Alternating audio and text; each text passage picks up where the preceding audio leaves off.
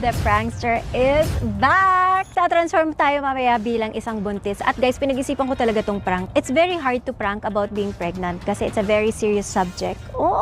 Dapat hindi talaga ginagawang biro ang pagbubuntis kasi marami ang hirap magbuntis. Marami nang nawalan ng baby habang buntis. Inisip ko dati, para saan kung ipaprank ko yung pamilya ko, uy, buntis ako. Tapos, ano yung lesson na malalearn mo? Wala. So, kami ng transformation natin. Mamimili na tayo ng ilong. Para naman paggawa lang ng ilong. Ano pang iba po? Yan. Kasi usually nakikilala nila ako pagka nakamas. Mas okay to kaysa. Mas okay yan. Okay. Okay. Mas Approve.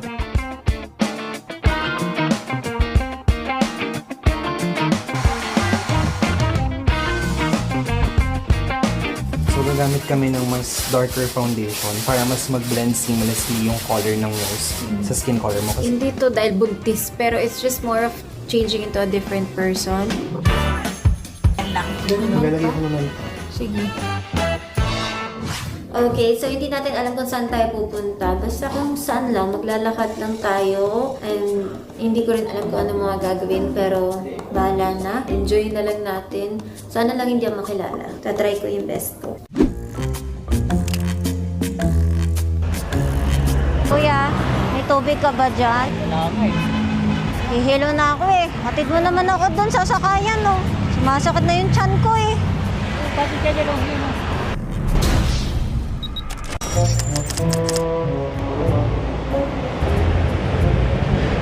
Magkano yan, Kuya?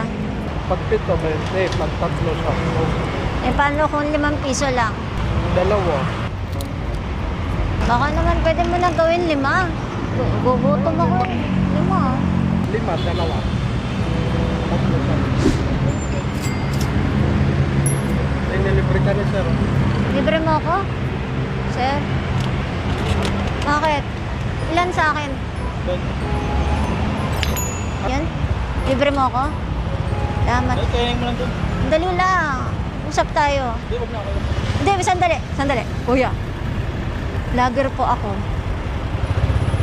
Bagay, hindi nga. Nirigla na ako nilibre ng fishball. Nag-abot ng 20. Awa lang. Tawa ka sa akin? Nakabahan tuloy ako. Bakit? May kilala ka bang buntis? Misis ko. Misis mo? Eh, syempre, dumaan yung misis ko sa pagbubuntis. So, nakarelate ka. Oo. Anong pangalan mo? Darwin po. Anong in-expect mong kapalit nun? Wala po. Wala akong malisunan po ako eh. Mangi-scam pa. Uy, grabe ka naman. Hindi naman ako scammer. Buntis na nga, scammer pa. Sige, may regalo ako para sa'yo. Hindi ka ako yun. Pinakabahan ako. 7, 8, 9, 10, 18, 19, 20,000. Hindi nga. Siguro sure ko yun. Thank you po. Marami po Ano sa salamat. mo gagastos yan? Dapat sa asawa mo. Ito pang babayad sa